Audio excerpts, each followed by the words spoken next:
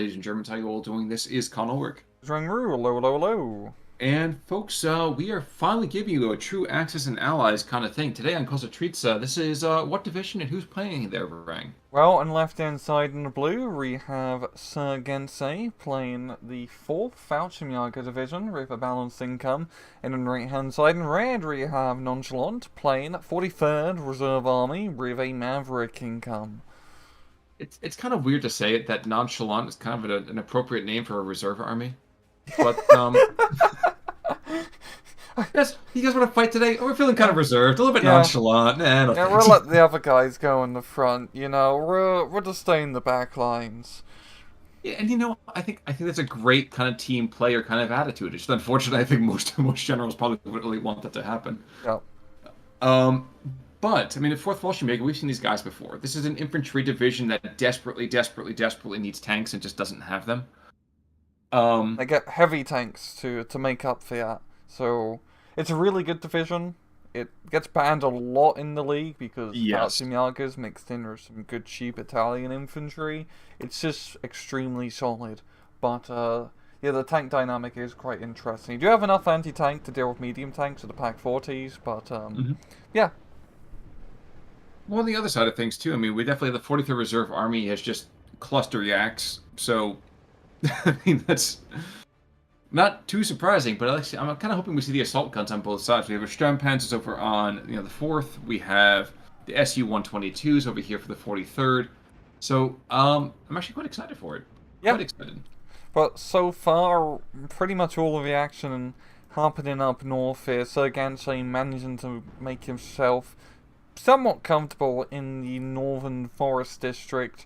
We see Nonchalant moving some Superi to try to get right in, but Gensei going to be bringing in some more Italian reinforcements. Yeah, exactly. And these guys that paired the assault those, I mean, assault paratroopers, kind of hard to hate the name and kind of hard to hate the unit. They're pretty damn good. Like, it's just Absolutely. solid infantry all over for 4th. Oh, we're seeing the Yak-9B being brought in. I think he's trying to snipe a A-phase Panther. That's going to happen, too. Oh, wow, he's Absolutely not going to notice. Yikes. Yikes, indeed, Khan. That's a pretty big kill, because he only has that one A-phase Panther and then an A-phase Elephant, so he's going to be killing all the animals in the Berlin Zoo. Damn you. I was going to make an animal joke. Man. Anyway, folks. It's all we're good for, guys. You don't come here for the analysis, you come here for the puns and... Exactly. In the meantime, I mean, on the other side of things, Panther Strike takes out a half track, but it's hardly the same kind of trade that you're looking for here. And indeed, as we get closer and closer, we have Pat the Assaltos like we go. I mean, these are the Italian Ottomachikis. Yeah. They are that terrifying too, honestly. Yeah, and honestly, even more terrifying because they have an even better SMG with that 50-meter extra range, which I also believe means that the accuracy buffs quite a bit because that's 65. It's like what? High accuracy at 150 meters. When they come down to 100 meters, it's even more bloody accurate. I'm trying to explain math, but it's too late to be explaining math. What do you mean to say it's too late? He's already passed his exams, folks. So yes. we're looking at another academic man there. So I understand. I get how that is. But you're right. I mean, the M38 over here ends up kind of getting a bit of a bad rap historically, but at the same time, this thing is brutally good. It's brutally good.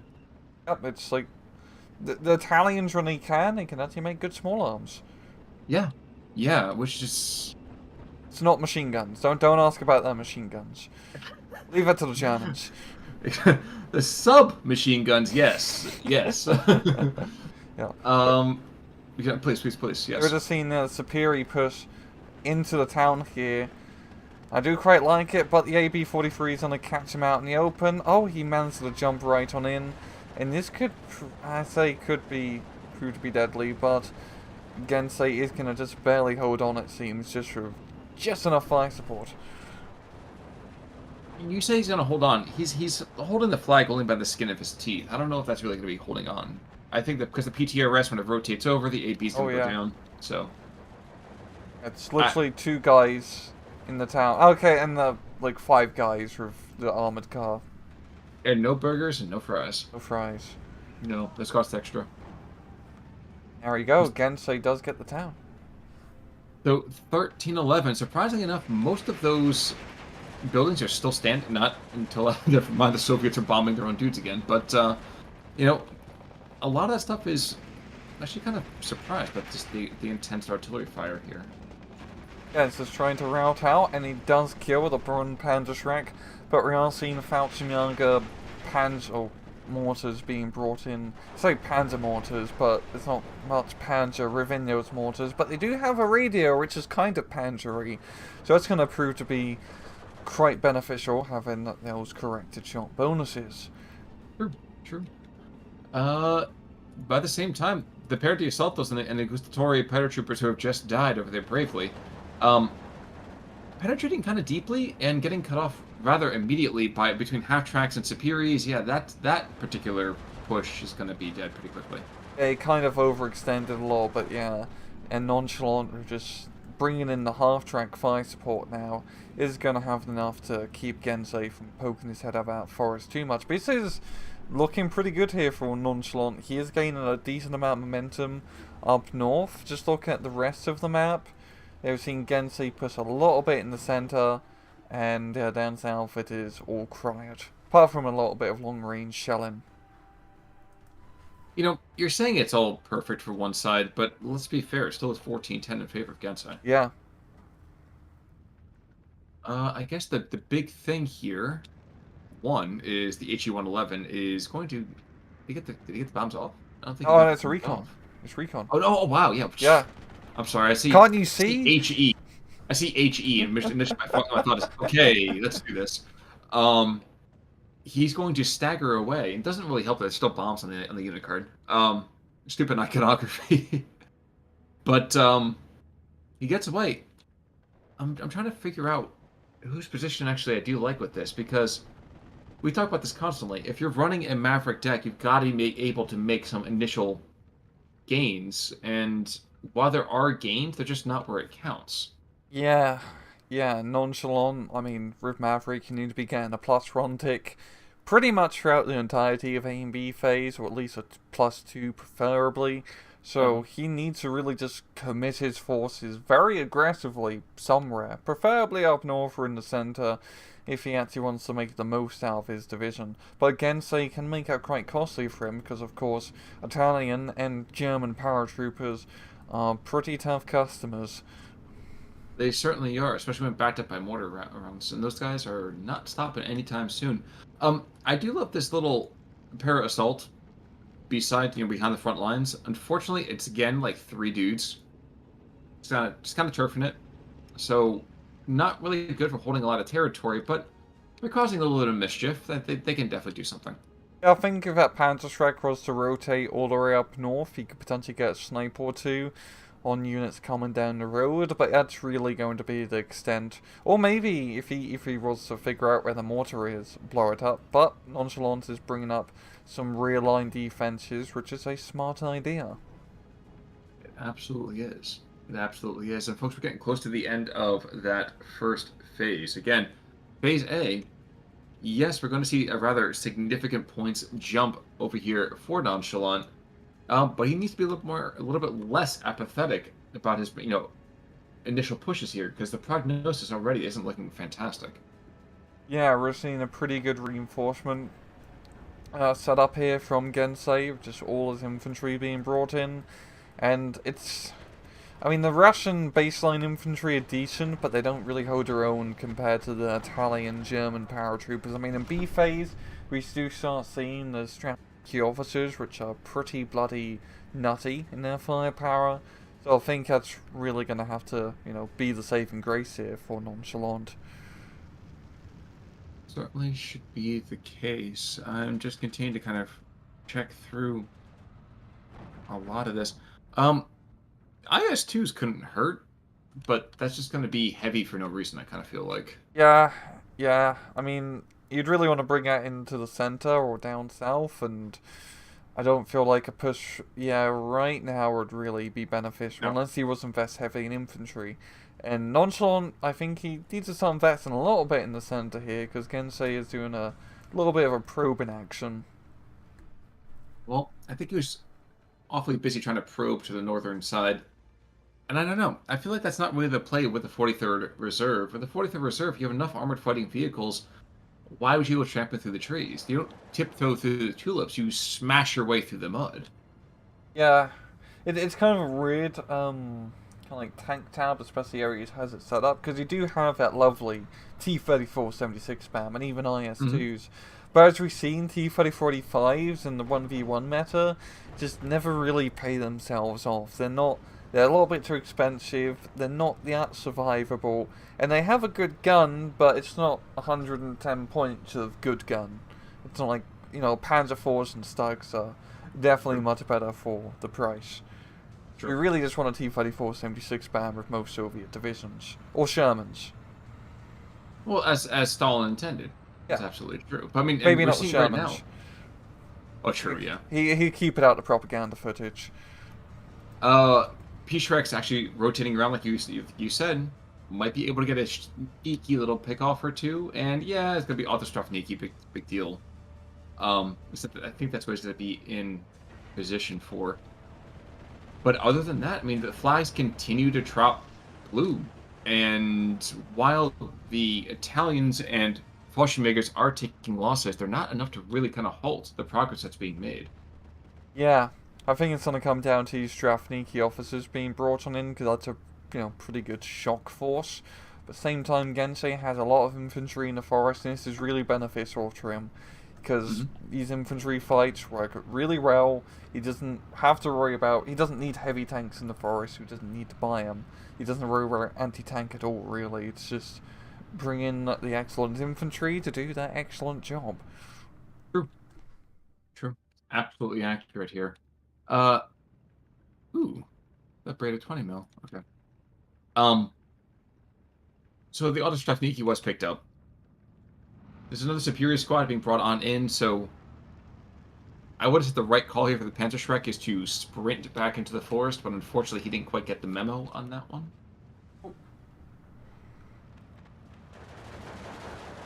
We're seeing a little bit of a skirmish in the centre here. SU-122 providing a bit of fire support, but it has a Panther A, and the Panther A is pretty indiscriminate in armoured vehicles. It shoots at long range.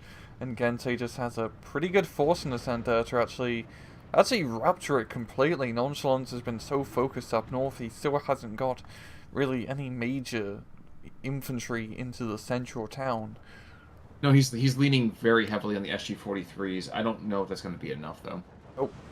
One shows Paracaducci's. I completely butchered that. I apologize if you speak Italian.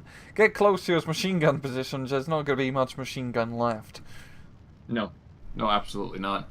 But the Paracadutuzis, see, I wanted to make sure I was there with you on that one. We're in it together, Khan. Well, yeah, and you know what? We're like the Fallschirmjägers. We're meant to be surrounded. Ooh, wait, what's this? Some of the Paradi Assaltos to the north are getting kind of cut off. We're losing some troops here and there. It feels like Crete all over again. But the Russians I don't know if the Russians are really making the most efficient use of this.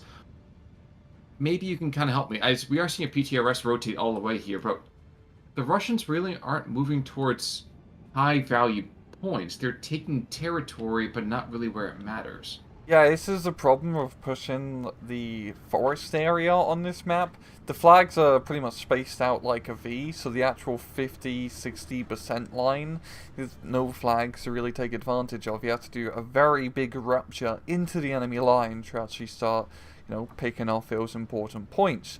But that's very hard to do due to how supply lines work, and you don't have a direct road. You have to go down into this northern town and then back up north.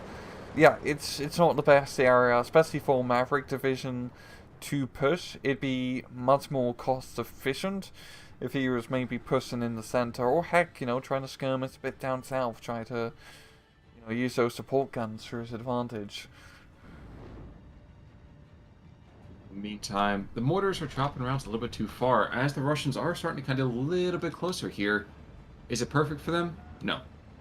Not by any stretch of the imagination. But there is one brave Tanko Thessaloniki, which have absolutely obliterated one paratrooper squad moving in towards them. I get the feeling that if this particular Russian push is pushed back, the Nonchalant's going to be in a very, very dangerous position. Yeah, this is a pretty big investment in infantry here for Nonchalant, and it is making good progress.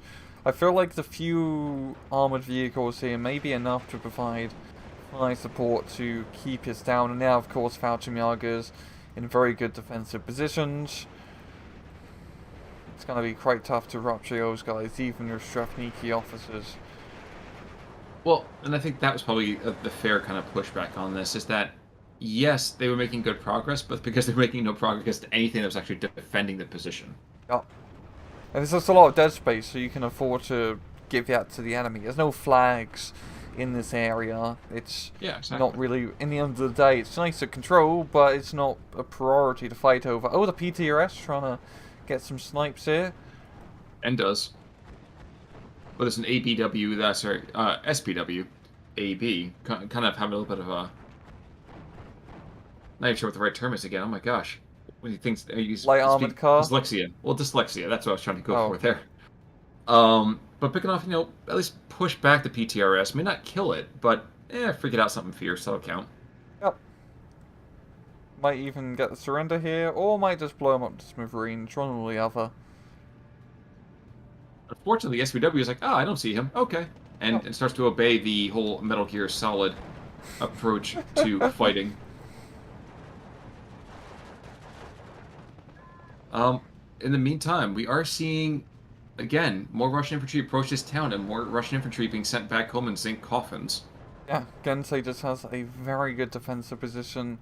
As you just see, just that little bit of open ground between him and the forest, and his forest is more than enough to take advantage of his kind of long-range machine guns. We're actually seeing some tanks being brought in from Nonchalant, some T-34-76s, but the Pak-41 Gerlich's in the perfect position. That thing is such a cute little gun. It's not really something to be like, oh yes, that's a very scary anti-tank platform, but rather good. Yeah. Rather good. Big penetration in small packages. Folks, the sound that you're not hearing right now is me making a comment to the fact that we have a very Archer-type phrasing going on here. Moving back into the actual fighting itself, as we get closer and closer into C phase, down south, everything has kind of died down completely. I mean, there's a Sturmpanzer over here in the middle, hasn't done a whole lot of real kind of engagements. It's a Sharpshooter who's just trying to, amuse himself by engaging the Strafniki officer. Unfortunately, that's not really what you want to do when the other guy's got 3 machine guns. So I don't see him surviving too long. Yeah, and we're seeing a bit of heavy tank play in the center. We've got an IS-2 from Nonchalant, we've got that Panther A from Sir Gensei. So I feel like at some point they're going to come to blows. I don't know that he is. I feel like Papa Stalin's going to just kind of pull back and pull back and pull back. I mean, look at the line of sight for a lot of it. It's way too far back to really be effective on a whole lot. My guess, there'll be another yak run on the Panther A. That'd be the safe bet in trying to blow it up. At the same time, though, there's an awful lot of 37 mils in the field, and there's not the artillery to counter battery the anti-air platforms. So I'm not really sure what the plan is. I'll go with myself, put it that way. We've seen a decent amount of infantry reinforcements here from Nonchalant, and really good infantry as superior rocks. Definitely rock the enemy world. But they unloaded a little bit too soon, so he's gonna not be able to really do a push with him. And he kinda needs to do a push. It's almost at the end of C phase, or B phase. And, well, he is at a 12-12, which is not ideal, and he's down half the points. Absolutely accurate. Ooh. BF-110 might actually get a cheeky snipe on this mortar position. Yak 9 failing to do the cluster run, and just, yeah, heavy amount of air power here from Sir Gensei, and it is paying off quite well. Well, and we have HE-111, which is a recon plane, as we all know. I thought it blew up ships. But keeping an eye in the sky as that northern push. Yeah, I don't know what the heck they're supposed to even kind of consider doing over here from Nonchalant side of things. Oh, as we were seeing just German, Fallschirmjäger infantry. It's a very good reason why full Fallschirmjäger, really any Fallschirmjäger division, gets banned a lot in the division picks in League, because their infantry in a very infantry-focused meta are very good. Very, very good. That is absolutely accurate. But it is 12-12 into Phase C. I mean, it's 12-12 before the fourth kind of gets, super rolling here. And let's not kid ourselves. There still are heavy bombers that can be being brought on in. I don't know if that's going to happen just yet, per se. But any kind of stubborn position could get rocked and socked pretty hardcore. Like LA7 trying to go for the Velotero. Gets the kill. He should have got it, yeah. Not bad. Not bad at all. Maybe he can try and chase down the run.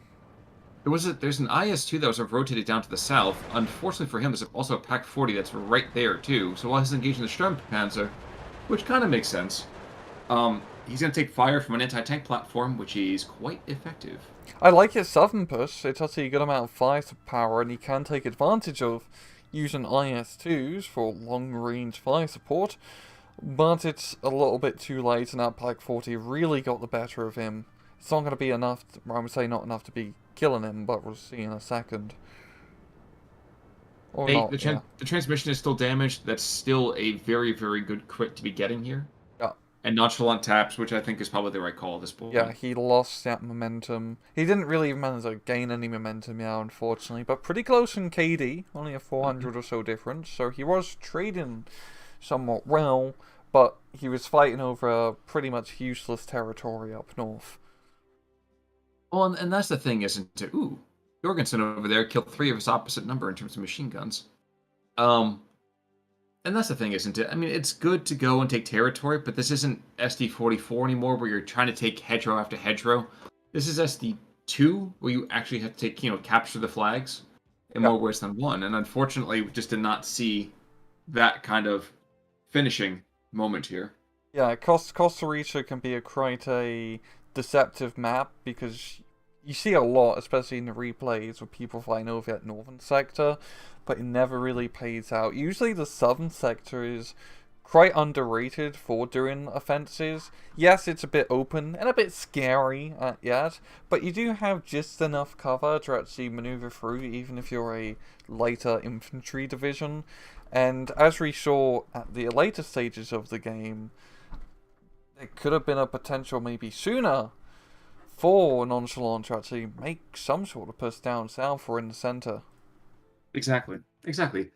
Guys, that's the other lesson for today is don't be afraid to rotate. If your enemy's taken all the worthwhile territory in one section of the battlefield, don't worry. You can always go and rotate to another spot of it. And if you can't rotate to another spot of it, then and only then should you go and start, meat grinding as much as you can. Yep, and bad Fallschirmjägers. You don't want to deal with them, trust me. Oh, absolutely. Especially if you put them inside of a cathedral. Oh, even more so. At that point, they're on holy ground, man. Yep. However, we will say, and I know Rang made a comment about this over here on Tuesday, if you really want your replay to happen, play on Tannenberg. Yeah. And we'll go from there. More Tannenberg, god damn it. Oh, absolutely. God damn it. But, any final thoughts, sir? Nope. Well, folks, in that case, then, I think it's time for us to say adieu. Until next time, I'm Conalwork. I'm Rangaroo. Take it easy.